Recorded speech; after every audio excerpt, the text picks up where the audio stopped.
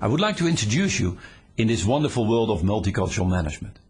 And perhaps it's important first of all to understand what is culture. Culture has many layers. It's like an onion. On the outside we find the expressions, the products of culture. Things like the architecture we build, the food we eat, the language we speak, and the way we behave. But be careful, because these outside expressions can have different interpretations. People might buy sushis and hamburgers for different reasons. So we go to the second layer of the onion called culture. And that is the layer of norms and values. Norms are shared orientations of what we define as what we should do, and values of what we like to do. When something works, like breathing, the value of oxygen has become a norm through breathing, it slips out of consciousness and becomes a basic assumption. In other words, basic assumptions are values that have become norms.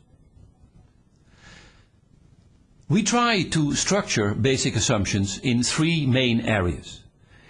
The way we relate with human beings, we call them human relationships, and we distinguish 5 aspects: time and nature, which adds up to this so-called 7-dimensional model. Let me give you an overview of the 7 dimensions. On the one hand, we have universalism versus particularism.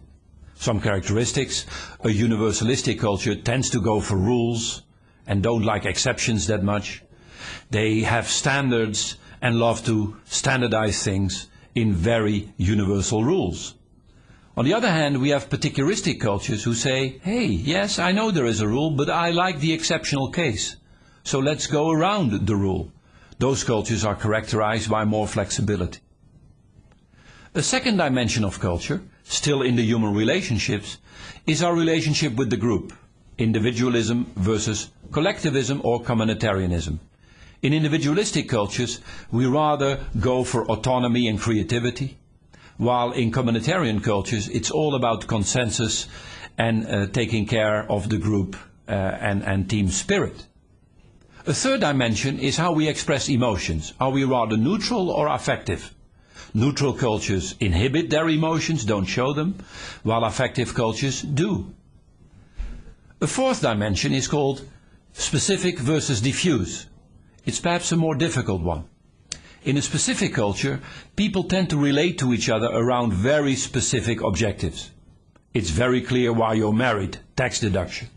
A diffuse culture, much more difficult to access, but once you're in, you have a relationship where you share everything. The marriage is about love. A fifth dimension is what gives people status. On the one hand, we have achievement-oriented cultures. Everything is done and based on what you do, your performance. On the other hand, we have ascribed cultures where status comes from who you are. What is your background, your family? Are you male or female, young or old? Or finally, an example is where you studied rather than what you studied.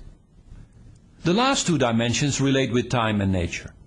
Time has a variety of aspects, short-term versus long-term cultures. Are you rather past, present or future-oriented? And finally, how do we organize time? Sequentially, step by step, or in parallel? We call the last one synchronic cultures. Finally, we have this wonderful dimension of how we relate to nature. Do you like to control nature? We call that internally controlled cultures. Or is nature controlling you? Externally controlled cultures. A final word. We have a model of culture, 7 dimensions. But it's all kind of linear. Are you this or are you that? When cultures come together, we need to reconcile the differences. It needs another way of thinking about this. And that's where dilemma comes in. The word dilemma comes from the Greek 2 propositions. We have, in order to deal effectively with dilemmas, to crack the line into a dual axis. And when we have a dual axis, we can say, how can one side help you with the other?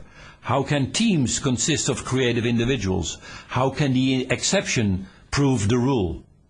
We have many of those examples, but the essence of the success of multicultural management is how you connect the two. Thank you in implementing this.